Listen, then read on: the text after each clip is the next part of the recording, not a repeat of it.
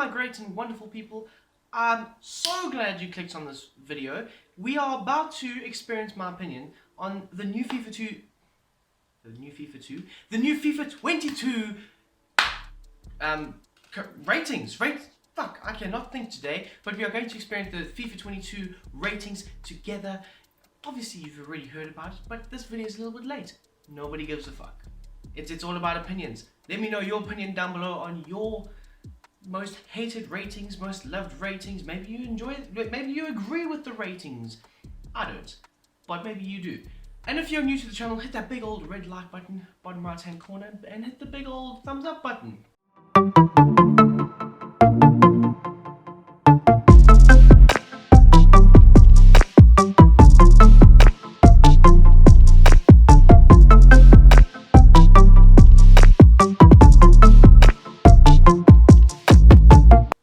Starting off with the bottom 11. Oh goodness, I disagree with a lot of these, to be honest. I really do. I really do. But at the 89 overall, we've got 11 players. So we have got Casemiro.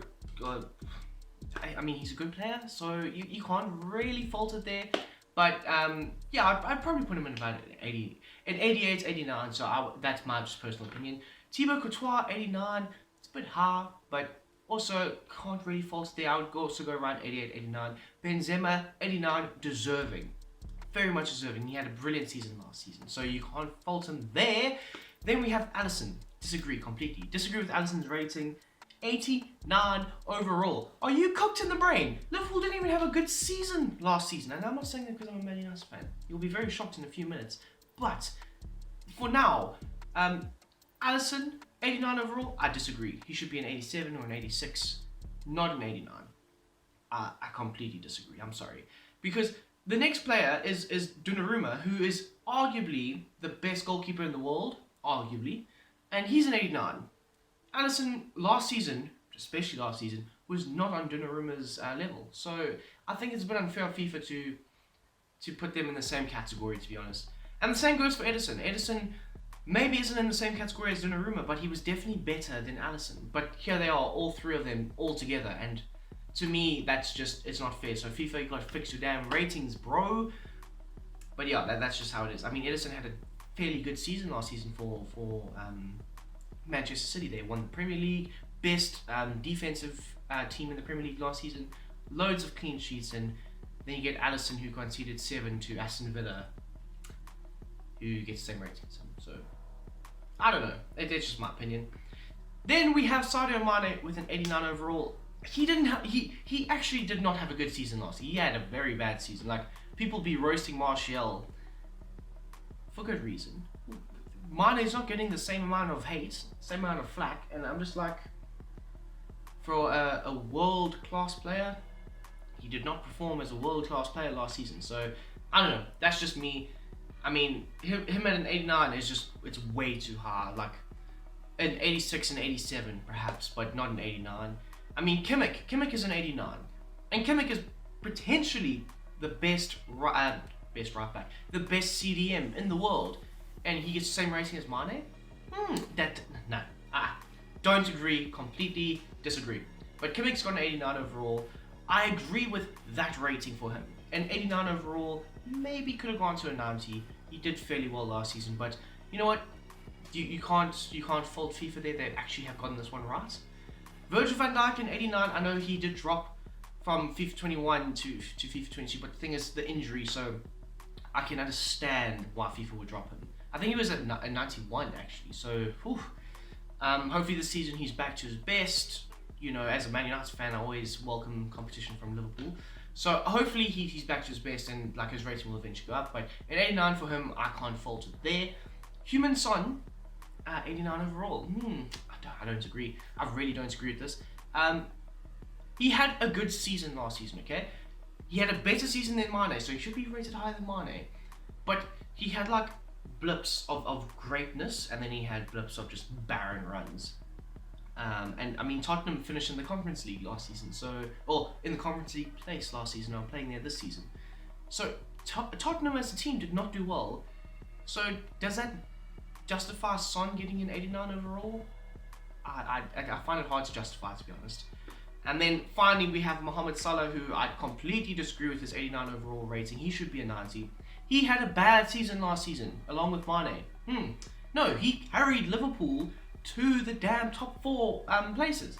So for me, it's just like, what the actual fuck is happening there? But it's a bit unjust because, yeah, I'll get back into it later when I talk about Harry Kane, because I genuinely feel like those two should be the same rating, because they both had good seasons in bad teams, if that makes sense. I mean, I know Liverpool was hit with injuries and Tottenham were just a bad team, but they both had good seasons, and the one gets said that he had a really good season and the team just wasn't performing, and the other one gets said he's having a bad season and he's not helping the team enough. Biased, no? Alrighty people, now we hop into the top 11, but we're going to do it rating by rating, I suppose. So firstly, it's the 90s. We've got 490, we've got Stegen, we've got Kante, we've got Kane, and we have got Manuel Neuer, who did go up by 1 overall between the two FIFAs. So firstly, Stegen, I don't rate him in the same category as I would rate Kane, Kante, and Manuel Neuer, just saying. So immediately for me, Stegen should be gone. He shouldn't be in the thing. And that's just how it is. Manuel Neuer had a very good season last season for Bayern. They won the Bundesliga. They did fairly well, although it was slightly disappointing in the Champions League because many people favoured them to win. I did. But enough said, that is what it is. Kane, on the other hand, 90 overall. It's a bit high, but you can justify it. He had a very good season last season. But this is why I'm saying, why does Kane get the 90 but Salah doesn't? Because Salah had an off season or a bad season and Liverpool finished top 4, where Tottenham finished top 8. They finished 8th place. So it just shows you, like, FIFA's ratings are a bit backed. Just saying. Anyway, and then we've got N'Golo Kante. Now, to me, I love N'Golo Kante. I think when he's fit and healthy, he is the best TDM in the world. You cannot fault him there. I don't think anybody can make a decent argument for Casemiro or Kimmich or anybody, you know? But I don't disagree with him being a 90. The reason why is, yes, he played well in the Champions League. Yes, against Real Madrid, he was magnificent. Against in the final against City, he was magnificent. But does that justify him getting a 90 overall for having a handful of good games? I don't think so. Last season, he was hit with injuries. I mean, for the last few years, I think the last 3 seasons, really, when Sarri was even at Chelsea, like, they struggled with injury, or Kante was struggling with injuries already back then. And last season was the same. So he didn't play consistently enough to be considered a world-class player, because essentially that's what these 11 players are considered, the world-class players.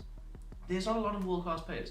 There's only a handful or 2 handsful of world-class players, and that is what FIFA would consider these players that I'm rating, or that they've rated here. So Kante is a world-class player when fit and healthy, and I don't think he was world-class last season to justify him being a 90 overall. An 89 and 88, perfect, but a 90 is just a bit of a stretch there. But maybe this season he proves himself, and I hope he does, because how can you not love Kante, you know? Now, people, is where we get onto the bullshit. Welcome to the channel. Anyway, so at 91 overall, this grates me to say, but we've got Kevin De Bruyne, Mbappe, Neymar, Oblak, and Cristiano Ronaldo. Oh my days. Anyway, firstly, I think Kevin De Bruyne is a brilliant player, but I don't think he's a 91. Also, had the same problems as Kante last season. The last few seasons he's been hit with injuries, and I would say he would be about a 90. But 91's a bit far, only because Ronaldo is a 91. And a lot of these players are not on Ronaldo, actually all the 91s, even the 92, is not on Ronaldo's level, but here they are all overall the same. I think Oblak has the best shout as a 91 because he is the best keeper in the world. That is that. Donnarumma pushes him close, but I think Jan Oblak last season was just phenomenal, helped Atletico win the title and all that stuff. So he's got a shot to be a 91, but that means that Ronaldo shouldn't be a 91, if you get what I mean. I think Mbappe as a 91 is a bit overrated by FIFA. I rate Mbappe, don't get me wrong, I rate him, but I think maybe an 89 or maybe a 90 would have been better. The same goes for Neymar. Neymar is highly overrated by FIFA. And 91 for me, it doesn't suit him because Ronaldo is 91 and Ronaldo is like up here and Neymar is over here. Different levels completely. But yeah, then we have Cristiano Ronaldo, who has been morbidly disrespected. Oh my god. Like, how the fuck, okay, are you just going to rate Ronaldo at 91? I rate FIFA's got an agenda against Premier League players because he's come to Premier League. FIFA like, 91. We're not going to put him as like the top 2 players in FIFA because why would we do that? He's 36, he's aging. FIFA, fucking use your brain, okay? Just yeah, FIFA. But like the player that's a 92 is Robert Lewandowski, and yes, Lewandowski's been brilliant. He got ripped off from the Ballon d'Or 2 seasons ago, should have won it, but they never had it. And I'm a big fan of Lewandowski, don't get me wrong. I'm a big fan of a lot of these players, honestly. But Lewandowski is not a better player than Ronaldo. I know he's outscored Ronaldo over the last 2 seasons. He's been brilliant, phenomenal, won the Champions League, all that shit. But Ronaldo's Juventus, okay, were declining, very lackluster. We saw that last season. Last season was what you saw is what you got. I mean, look at Juventus this season without Ronaldo. 1 point. That's terrible. And so my point is, Lewandowski had a better team to feed him constantly.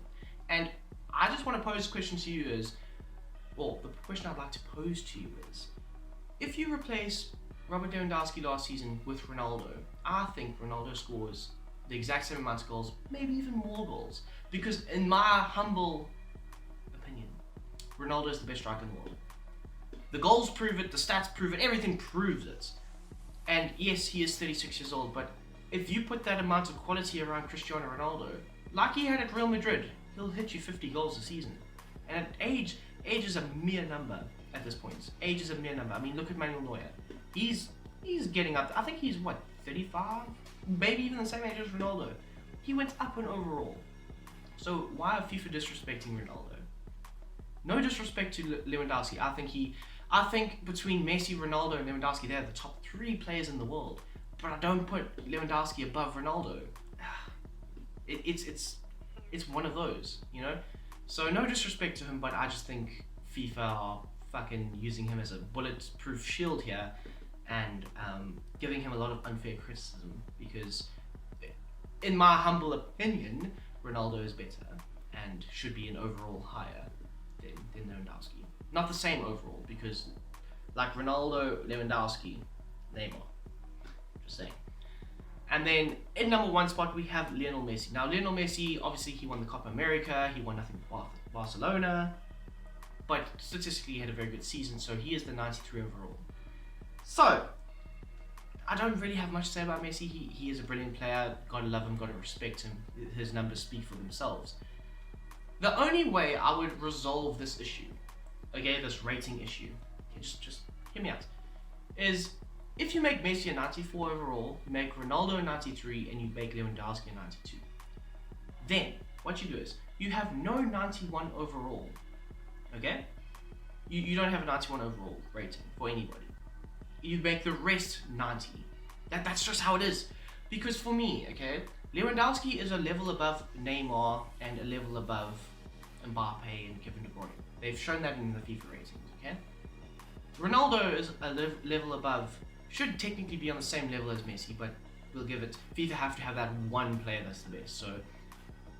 But Ronaldo and Messi are a level above Lewandowski. So that's why you give them their own levels, or their own overalls. And therefore, you separate them by a whole overall with the 91 category, and you make the rest 90s. That's the only way I can see that being a fair game, or fair ratings. Because in real life, it has been for the last decade, Ronaldo and Messi a level above everybody else.